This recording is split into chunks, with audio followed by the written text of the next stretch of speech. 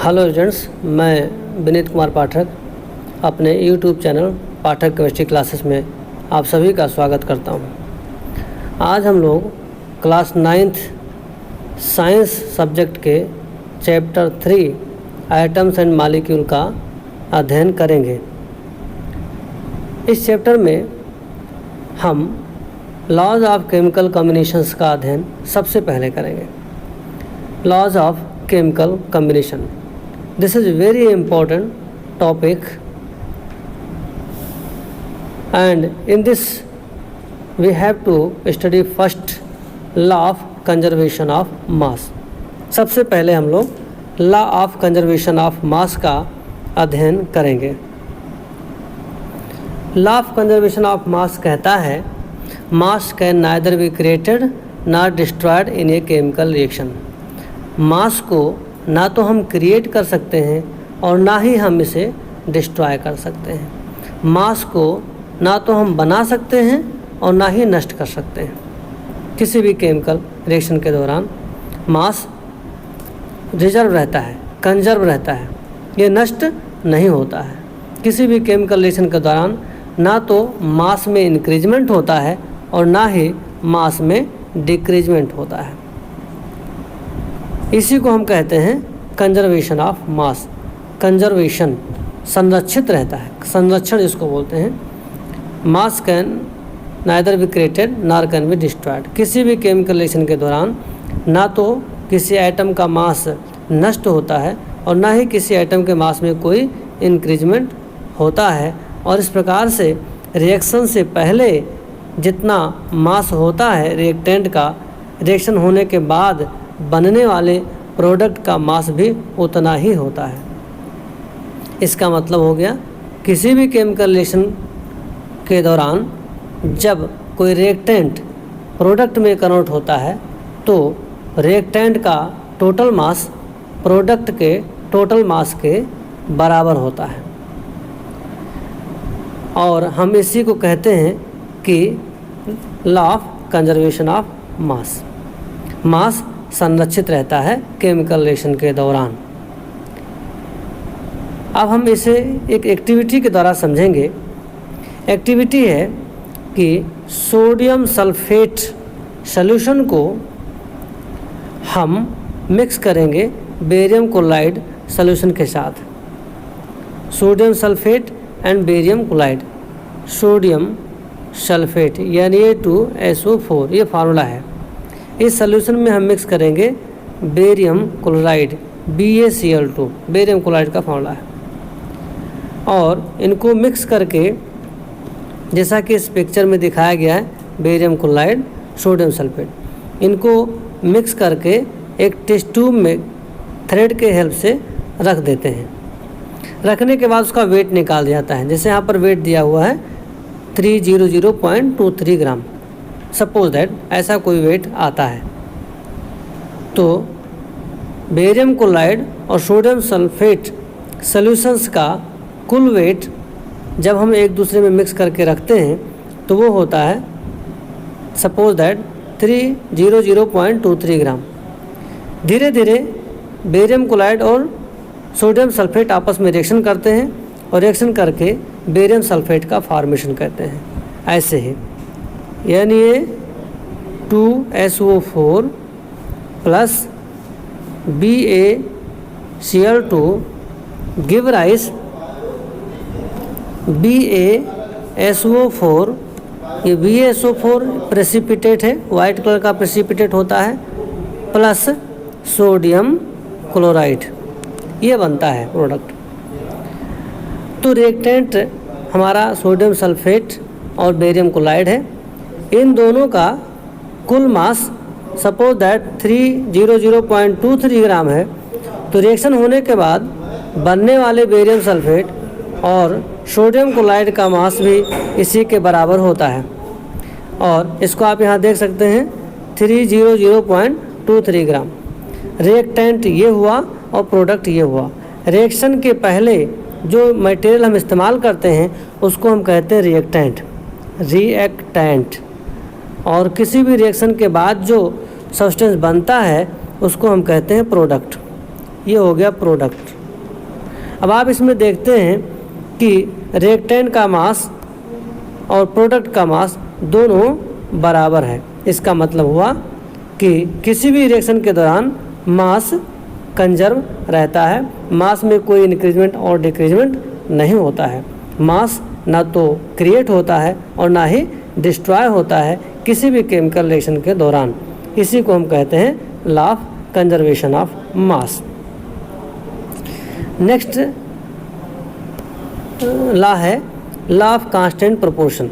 Law of constant proportion, यहाँ पर word है कांस्टेंट मतलब फिक्स है, प्रोपोर्शन मतलब रेशियो। ये लॉ बताता है कि किसी भी केमिकल मॉलिक्यूल में एलिमेंट्स के बीच एक फिक्स्ड रेशियो होता है। This law state that in a chemical compound the elements are always present in the definite proportion by मास।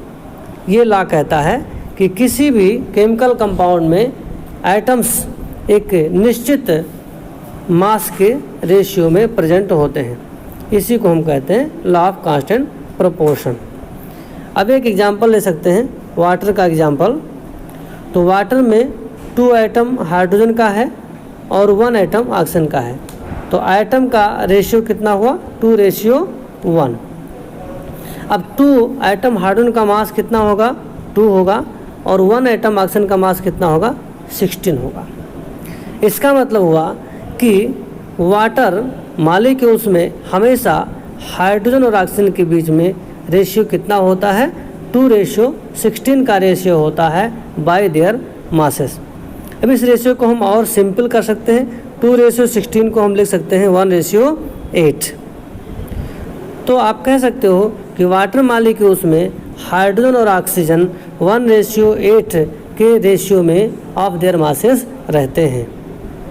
अब अगर हम कोई दूसरा एग्जांपल ले लेते हैं, दूसरा एग्जांपल है सपोज दैट NH3 अमोनिया। तो अमोनिया में एटम्स का रेशियो कितना है? नाइट्रोजन का 1 एटम, हाइड्रोजन का 3 एटम, एटम का रेशियो हो गया 1:3। अब अगर हम इनके मास का रेशियो लेते हैं तो नाइट्रोजन का मास होता है 14 और हाइड्रोजन का मास होता है 1, तो 3 हाइड्रोजन है तो कितना होगा? 14:3। ये मास का रेशियो होगा। तो अमोनिया मॉलिक्यूल में नाइट्रोजन और हाइड्रोजन ऑलवेज 14:3 के रेशियो में हमेशा रहते हैं। तो लॉ ऑफ कांस्टेंट प्रोपोर्शन कहता है कि किसी भी कंपाउंड में एलिमेंट्स के मास का रेशियो ऑलवेज कांस्टेंट होता है, ऑलवेज फिक्स्ड होता है। इसी को कहते हैं लॉ ऑफ कांस्टेंट प्रोपोर्शन। अब हम बात करेंगे डाल्टन्स एटॉमिक थ्योरी। एटम्स के बारे में सबसे पहले जो थ्योरी दिया गया था वो था डाल्टन्स एटॉमिक थ्योरी। डाल्टन्स ने एटम्स के बारे में बहुत कुछ बताया था। अब इसका पहला पॉइंट है, डाल्टन्स कहते हैं matter is made up of टिनी particles called atom. Dalton's का कहना है कि हर मैटर, हर पदार्थ छोटे छोटे पार्टिकल से मिलकर के बने हुए हैं। इन्हीं छोटे से पार्टिकल्स को हम कहते हैं एटम। तो atoms are the tiny particles of matter. किसी भी मैटर के स्मॉलेस्ट पार्टिकल्स को हम एटम्स कहते हैं। ये डाल्टन्स का मानना था। नेक्स्ट पॉइंट है atoms are indivisible and can not be created और destroyed in a chemical reaction. Atoms indivisible हैं। इनडाई मतलब इनडिवाइडेबल। एटम्स को ना तो हम डिवाइड कर सकते हैं एंड विजिबल, ना ही इसको हम देख सकते हैं। एटम्स आर इनडाइविजिबल, इसका मतलब है एटम्स को ना तो हम अपनी खुली आंखों से देख सकते हैं और ना ही हम एटम को फर्दर स्प्लिट कर सकते हैं और ज़्यादा उनको हम तोड़ सकते हैं। एटम्स को तोड़ा नहीं जा सकता है, ये इनका मानना था। और कहते थे atoms can not be created और destroyed in a chemical reaction. Atom किसी भी केमिकल रिएक्शन में ना तो क्रिएट होता है और ना ही डिस्ट्रॉय होता है। केमिकल रिएक्शन में एटम केवल एक रूप से दूसरे रूप में कन्वर्ट होता है। थर्ड पॉइंट है atoms of a given elements are similar in mass and property. किसी भी एलिमेंट में सभी एटम्स का मास और प्रॉपर्टी सेम होता है। जैसे हम एक एलिमेंट लेते हैं आयरन, तो आयरन का अगर हम रोड ले लेते हैं तो आयरन के रोड में जितने भी आयरन एटम्स होंगे सारे के सारे एटम सेम टाइप के होंगे और सभी का मास भी सेम होगा और सभी का केमिकल प्रॉपर्टी भी सेम होगी। So every element have same type of atoms and therefore they have similar masses and property. तो एलिमेंट हम उन प्योर सब्सटेंस को कहते हैं जो सेम टाइप के एटम से मिलकर बने होते हैं। यही वजह है कि atoms of a given elements are similar in mass and property. यही वजह है कि किसी भी एलिमेंट्स के सभी एटम्स का जो मास और प्रॉपर्टी है वो सेम होता है। फिर इनका कहना है fourth point, atoms of different element have different masses and property. अगर हम डिफरेंट एलिमेंट्स लेते हैं तो उनके एटम्स भी डिफरेंट होंगे और उनके मास भी डिफरेंट होंगे। जैसे हम आयरन की रोड ले लें और एक कापर की रोड ले लें, तो आयरन की रोड में जितने भी आइटम्स होंगे वो आयरन के होंगे और कापर की रोड में जितने भी आइटम्स होंगे वो कापर के होंगे। यानी इन दोनों एलिमेंट्स के आइटम्स की मास और प्रॉपर्टी क्या होगी, डिफरेंट होगी, क्योंकि वो डिफरेंट टाइप के आइटम से मिलकर बने होते हैं। सेम एलिमेंट सेम टाइप के आइटम से बना होता है, डिफरेंट एलिमेंट डिफरेंट टाइप के आइटम से मिलकर बना होता है। यही वजह है डिफरेंट एलिमेंट्स के आइटम्स का मास भी डिफरेंट होता है और प्रॉपर्टी भी डिफरेंट होती है। अब हम बात करेंगे आइटम्स, पॉइंट नंबर 5 की बात है, items combine in small whole number ratio to form compound. Items हमेशा एज ए होल कंबाइन होता है। आइटम संपूर्ण रूप से रिएक्शन करता है, आइटम का कोई पार्ट रिएक्शन नहीं करता। जैसे मान लो हाइड्रोजन, तो हाइड्रोजन का 0.5 आइटम पार्टिसिपेट नहीं करेगा, हाइड्रोजन का 1.5 आइटम पार्टिसिपेट नहीं करेगा। कहने का मतलब आइटम कभी भी फ्रैक्शन में कंबाइन नहीं होता, फ्रैक्शन में रिएक्शन नहीं करता। आइटम हमेशा एज ए होल रिएक्शन करता है, या तो एक आइटम रिएक्शन करेगा या 2 आइटम रिएक्शन करेगा या 3 आइटम्स रिएक्शन करेंगे। इस प्रकार से items always combine as a whole, ठीक है। वो हमेशा संपूर्ण रूप से, कोई आइटम संपूर्ण रूप से केमिकल रिएक्शन में पार्टिसिपेट होता है, उसका फ्रैक्शन कभी भी रिएक्शन में पार्टिसिपेट नहीं होता है। Next, items combine in a small whole number ratio to form compound. ये बात हो गई। अब बात हो रही है 6 point, in a given compound the relative number and kind of items are constant. Compound हम आपको पहले भी बता चुके हैं, compounds are those pure substances in which items are present in the fixed ratio, items are present in the constant ratio. उसी बात को डाल्टन यहाँ कहते हैं। डाल्टन का कहना है कि किसी भी कंपाउंड में आइटम्स के बीच में एक फिक्स्ड रेशियो होता है। जैसे वाटर एक कंपाउंड है तो इसमें आइटम्स के बीच एक फिक्स रेशियो है। क्या रेशियो है? 2:1 का। ऐसे ही अमोनिया भी एक कंपाउंड है तो अमोनिया में भी एक कांस्टेंट रेशियो होता है नाइट्रोजन और हाइड्रोजन के बीच में। क्या रेशियो है? 1:3। 1 आइटम हाइड्रोजन का और 1 आइटम नाइट्रोजन का और 3 आइटम हाइड्रोजन का। इस प्रकार से आप कह सकते हो कि किसी भी कंपाउंड में आइटम्स के बीच में एक कांस्टेंट नंबर रेशियो होता है। नेक्स्ट हम बात करेंगे आइटम्स के बारे में। आइटम्स क्या हैं? Atom is the smallest particle of an element that may or may not exist independently and retain all its chemical property. ये इसका डेफिनेशन है। आइटम किसी भी एलिमेंट का वो सबसे सूक्ष्मतम कण है जो स्वतंत्र रूप से एग्जिस्ट कर भी सकता है और स्वतंत्र रूप से एग्जिस्ट नहीं भी कर सकता है, लेकिन आइटम्स का अपना जो प्रॉपर्टी होता है वो हमेशा मेंटेन रहता है। आइटम कभी भी अपने प्रॉपर्टी को लॉस नहीं करता है। अब कुछ आइटम्स हैं जो इंडिपेंडेंटली एग्जिस्ट करते हैं, जैसे हीलियम है, नियोन है, आर्गॉन है। ये कुछ ऐसे आइटम हैं जो इंडिविजुअली एग्जिस्ट करते हैं, जो सिंगल आइटम के फॉर्म में रहते हैं। ये अकेले अकेले रह सकते हैं, दे कैन एग्जिस्ट इंडिपेंडेंटली। और जबकि दूसरे आइटम हैं जैसे कि हाइड्रोजन है, सोडियम है, ऑक्सीजन है, they are not exist independently. वो सिंगल आइटम के रूप में कभी नहीं रहते, ये हमेशा कंबाइन होते हैं और कंबाइन होकर के किसी कंपाउंड के फॉर्म में होते हैं। जैसे हाइड्रोजन है तो H2O बन के रह सकता है, सोडियम है तो सोडियम क्लोराइड के फॉर्म में स्टेबल रहेगा। तो इस प्रकार से कुछ आइटम होते हैं जो इंडिपेंडेंटली स्वतंत्र रूप से पाए जाते हैं और कुछ आइटम होते हैं जो रिएक्टिव होते हैं और वो कंपाउंड के फॉर्म में या मॉलिक्यूल के फॉर्म में पाए जाते हैं।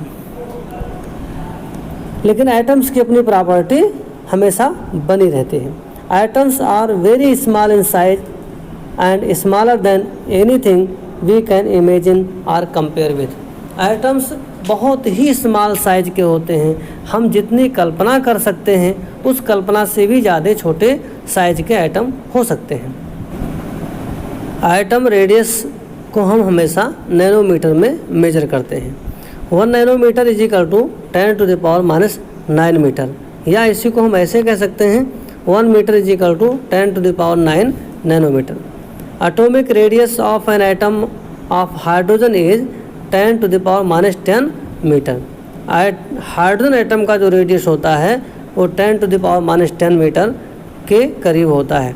Radius of molecule of water ये 10⁻⁹ मीटर होता है। तो आप कह सकते हो कि आइटम्स बहुत ही स्मॉल हैं, इतने स्मॉल हैं कि इनके रेडियस को मेजर करने के लिए हमें नैनोमीटर स्केल का इस्तेमाल करना पड़ता है। अब हम बात करेंगे symbols of items of different element. अलग अलग एलिमेंट्स के सिंबल्स की बात करेंगे। सिंबल एक तरीके से रिप्रेजेंटेशन होता है किसी भी एलिमेंट्स का, किसी भी आइटम्स का, किसी भी मॉलिक्यूल्स का। Symbols are the actually letters of English alphabet. किसी भी एलिमेंट्स का जो सिंबल है वो इंग्लिश अल्फ़ाबेट का कोई लेटर होता है। ये लेटर आते कैसे हैं? जब किसी भी एलिमेंट्स का सिंबल बनाना होता है तो उस एलिमेंट्स के नेम का या तो फर्स्ट लेटर हम इस्तेमाल करते हैं या फर्स्ट 2 लेटर इस्तेमाल करते हैं। जब हम किसी एलिमेंट के नेम का फर्स्ट लेटर इस्तेमाल करते हैं तो वो फर्स्ट लेटर कैपिटल होता है। जैसे कार्बन एक एलिमेंट है तो कार्बन को हम कैसे लिखते हैं? CARBON। और इस कार्बन का जो फर्स्ट लेटर है यही इस कार्बन का सिंबल होता है और इसको लिखते हैं कैपिटल C। कार्बन का सिंबल क्या है? Capital C। कभी कभी किसी भी कुछ एलिमेंट्स के नेम के फर्स्ट 2 लेटर इस्तेमाल किए जाते हैं एज ए सिंबल। तो जैसे एक एग्जांपल आपको देते हैं, एल्यूमिनियम, ALUMINIUM, एल्यूमिनियम। अब यहाँ पर जो सिंबल होता है वो 2 लेटर्स का होता है, A और L। हमेशा याद रखना है जब किसी भी एलिमेंट का सिंबल 2 लेटर्स का होता है तो उसका फर्स्ट लेटर तो कैपिटल होगा लेकिन सेकंड लेटर हमेशा स्मॉल लेटर होगा। तो आप कह सकते हैं किसी भी आइटम्स का, किसी भी एलिमेंट्स का जब हम सिंबल लिखते हैं तो ये सिंबल उस एलिमेंट्स के नेम का या तो फर्स्ट लेटर होता है और या फिर फर्स्ट 2 लेटर्स होते हैं। अगर किसी भी एलिमेंट्स के नेम के फर्स्ट 2 लेटर्स का इस्तेमाल एज ए सिंबल किया जाता है तो उन फर्स्ट 2 लेटर्स में पहला लेटर जो होगा वो कैपिटल होगा और दूसरा लेटर हमेशा स्मॉल लेटर होगा। अब यहाँ पर कुछ एग्जांपल्स दिए हैं और उनके सिंबल दिए हैं जिसे आप देख सकते हैं। एल्युमिनियम का सिंबल AL, एर्गोन का सिंबल AR, बेरियम का सिंबल BA, बोरोन का सिंबल B, ब्रोमीन का सिंबल BR, कैल्शियम का CA, कार्बन का C, क्लोरीन का सिंबल है Cl, कोबाल्ट का सिंबल है CO, कॉपर का सिंबल है Cu, फ्लोरीन का सिंबल है F, गोल्ड का सिंबल है AU, हाइड्रोजन का सिंबल है H, आयोडीन का सिंबल I, आयरन का सिंबल Fe। इस प्रकार से दिए हुए हैं। अब यहाँ पर थोड़ा सा आपको कन्फ्यूजन क्रिएट होगा कि कॉपर का 2 लेटर अगर हम लेते हैं तो CO है, यहाँ पर जो है Cu क्यों लिखा गया? गोल्ड का तो GO होना चाहिए, AU क्यों लिखा गया? तो ये इनके जो है ग्रीक नेम्स के लेटर्स लिए गए हैं। तो Cu जो इस्तेमाल हुआ है वो क्यूप्रस एंड क्यूप्रिक वर्ड से इस्तेमाल हुआ, तो इसमें Cu आता है। जब भी हम क्यूप्रस या लिखते हैं या क्यूप्रिक लिखते हैं या क्यूप्रम, सिंपली क्यूप्रम कहा आता है, तो उसमें भी Cu लेटर आता है। गोल्ड की बात करेंगे तो गोल्ड का ऑरेंटियम होता है तो उसमें AU आ जाता है। ऐसे ही आयरन का जो है फेरस फेरिक होता है तो Fe आ जाता है।